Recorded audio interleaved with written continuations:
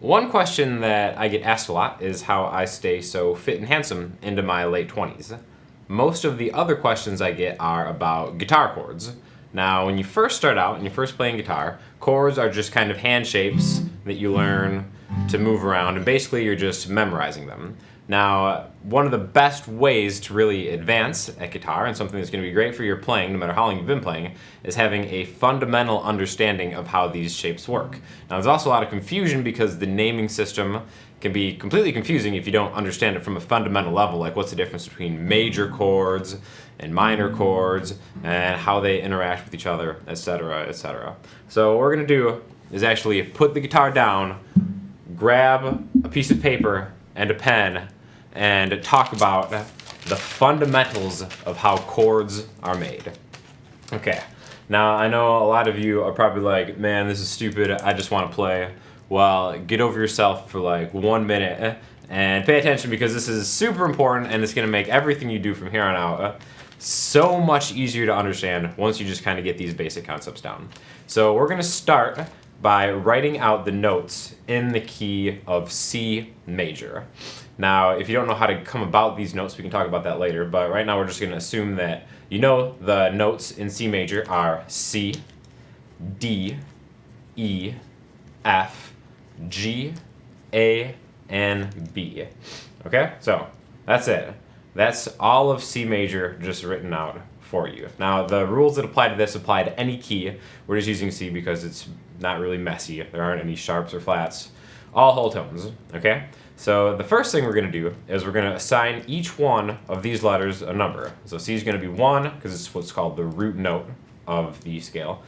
D is 2, E is 3, F is 4, G is 5, A 6, B 7, so on and so forth. Alright, so now we want to figure out how these 7 notes combine to make different chords. So let's start with the most important one in the scale, which is going to be C major.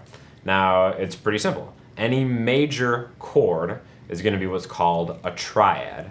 Now, the definition of a triad is just a chord with 3 different notes. There's a very precise formula that goes along with this. So a C major triad, you just take the first note, the third note, and the 5th note, and combine them. Now these 3 notes together, C, E, and G, will make a C major chord. Now, there are a lot of different ways that we can combine these. All these different ways are going to be called different voicings, and some voicings you'll probably find more familiar than other, but this is the gist of it. Now, if you kind of notice when you go 1, 3, 5 like that, we're just skipping a note every time. Now, this is actually a really important concept because it will tell you all the other chords in this key.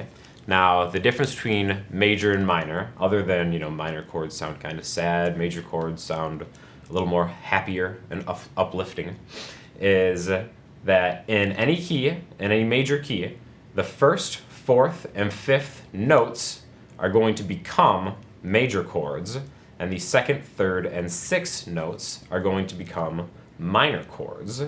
Now, what that means is any of these 7 notes, just single pitches all by themselves, have the potential to become a triad chord. Now, the one we haven't talked about is the 7th one, B.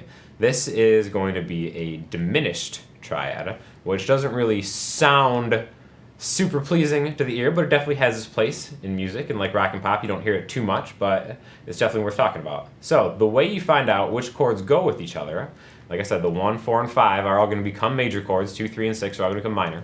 You just do the same thing you did with the C. You went 1, skipped a note, 3, skipped a note, 5. So if we want to find out what D's chord in the key of C is, we already know that since it's the 2nd one, it's going to be a minor chord. Well, D minor is going to be D, skip 1, F, skip 1, A. E's chord is going to be E, skip 1, G, skip 1, B.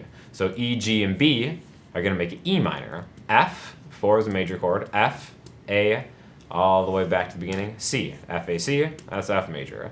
G major also sounds good with this. G, skip 1, B, skip 1, D. A, 6 is minor, A, C, E. B, this is B diminished, so its chord is going to be B, D, and F. Now, there's a lot of different types of chords, and once you kind of see this as your framework for building them, all the names of the chords are going to make sense. Like for a major 7, all you would do is just add the 7th note from there and so on. We'll probably do another video discussing that. But basically that's it. Now you've got a collection of 7 chords, all of which are going to sound quote-unquote good together, and you can make a progression just by randomly choosing which ones work together. Like if you want to make a C major, F major, G major progression, that's going to be really happy and uplifting. You could go A minor, D minor, and E minor, and that's going to sound great too. But basically, that is the fundamental element of building chords.